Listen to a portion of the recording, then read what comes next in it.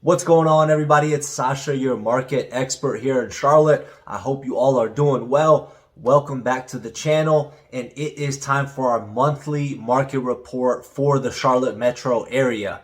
So if you guys haven't caught it, I made a video recently talking about how the real estate market is starting to shift a little bit. So I was really excited for these stats to come out because I was wondering if these stats were actually going to show what I'm starting to see in the current market. The reason I say that all of these stats are 100% up to date and everything like that, but I caught it pretty quickly. And as soon as I started seeing some changes while I'm helping buyers, started to see some price decreases, just a bunch of different things, I wanted to bring you guys that information as soon as I possibly could. So I was hoping that these stats were going to kind of reflect on exactly what I'm seeing, and I'm very glad that they are reflecting what we're seeing. I thought we were going to need maybe another couple weeks or so for more stats to get compiled together in order to get the most accurate kind of depiction and or picture to show you. But I'm very happy we're going to start to see some changes. We are starting to see some changes. All my buyers out there, this is good news. Sellers, if you've been thinking about selling in the next 3-6 months to a year, I would probably recommend starting to reach out to somebody now, seeing what your home is worth, how long it will take to sell, and things like that, because we are going to see some changes, and we are seeing some changes right now.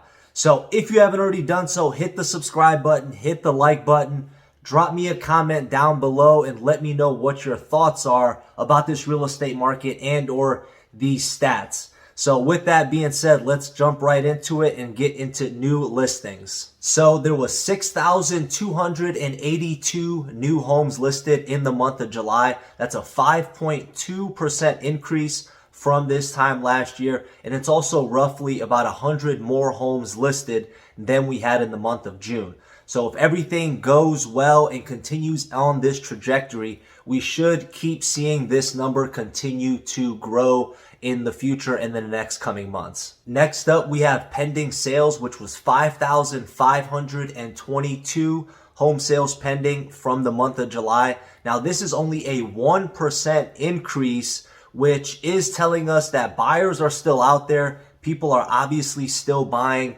all of the homes up, but it is going at a slower rate.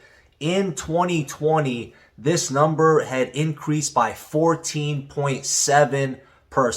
So in regards to our market, this is actually really good that it's only a 1% increase. It's showing us that this is kind of becoming the new normal. Last year, everything went totally crazy. Interest rates dropped. People were buying homes like crazy, and they still are. But now maybe the rush isn't there like it was in 2020. So that's why we're only seeing that 1% increase instead of seeing 14-15% increases like we did in 2020. Now let's talk about the average sales price, which was just over $400,000. That's a 16.1% increase from this time last year. However, it is $6,000 less than the average sales price was in the month of June. Moving on to the median sales price, which was $331,000.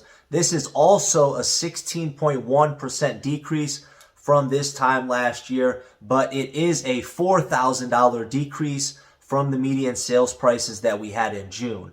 Now, this number, I think, is going to start decreasing slightly, but it is going to take a couple of months for us to start hitting that little slower trajectory.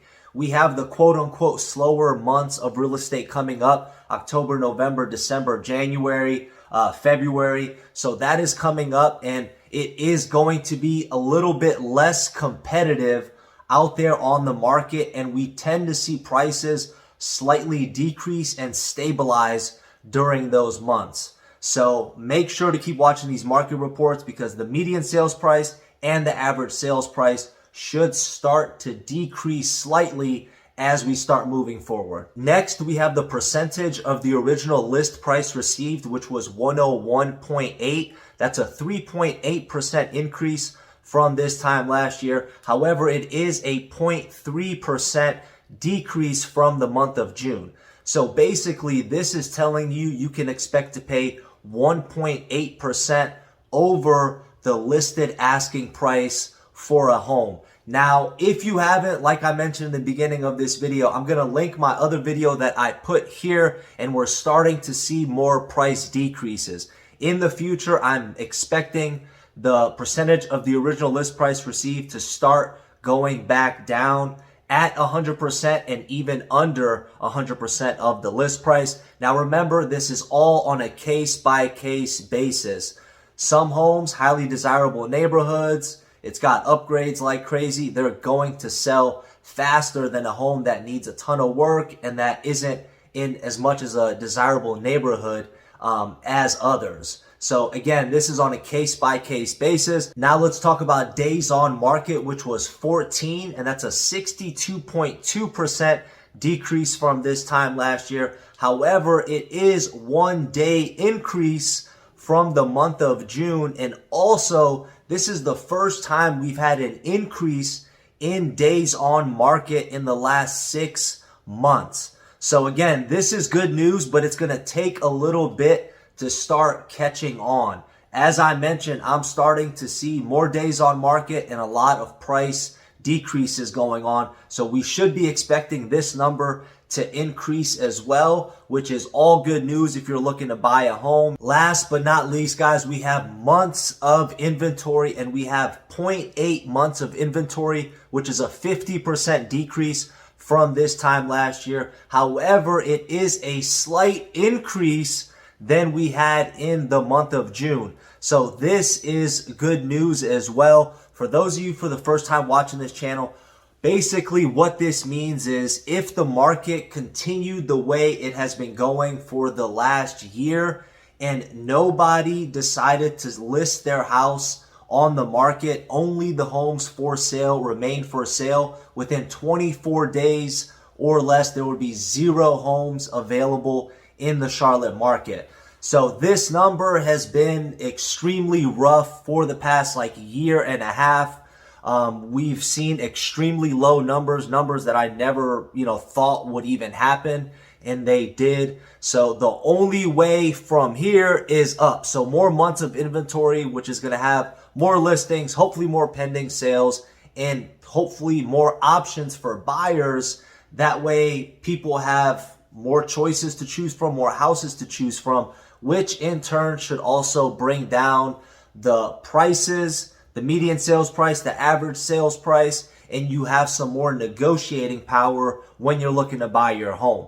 I hope this video was helpful. Make sure you hit the subscribe button, hit the like button. I will catch you on the next one. Take care. Bye.